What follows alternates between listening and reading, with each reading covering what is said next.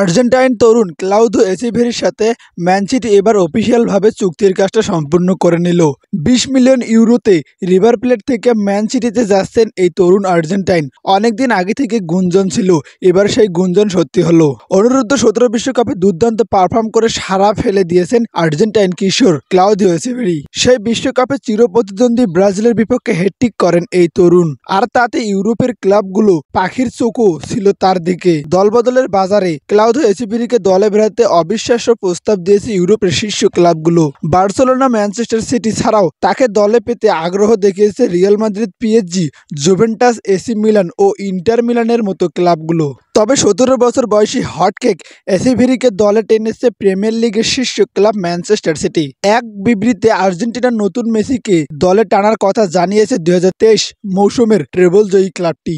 River plate ছেড়ে 4 বছরের চুক্তিতে 2028 সালের জুন পর্যন্ত ম্যান সিটির সাথে চুক্তি করেছেন এই আর্জেন্টাইন। তবে এখনই ইংল্যান্ডে পাড়ি দিচ্ছে না এই এচেভেরি। ইউরোপের ক্লাবগুলোর নিয়ম অনুযায়ী 18 বছরের নিচে কোনো প্লেয়ার তাদের ক্লাবে খেলতে পারবে না। বর্তমানে ক্লাউদিও এচেভেরির বয়সটা 17, তাই 1 বছর পর ম্যান সিটিতে পাড়ি দেবেন এচেভেরি। 2024 সালের ডিসেম্বরের পর্যন্ত লোনে রিভার প্লেটেই থাকবেন এচেভেরি। আগামী বছর জানুয়ারিতে যোগ দেবেন সিটিজেনদের ডোরায়। এর আগে রিভার প্লেট থেকে জুলিয়ান আলভারেজকে দলে নিয়েছে ম্যান সিটি এবং জুলিয়ান আলভারেজ তার প্রত্যেকটা ম্যাচে দারুণ পারফরমেন্স করে যাচ্ছেন। তাই তো ম্যান সিটি এই আর্জেন্টাইনকে নিয়ে টানাটানি করছে। ম্যান সিটিতে জুলিয়ান আলভারেজ ও ক্লাউদিও এচেভেরির রসায়নটা জমে উঠবে।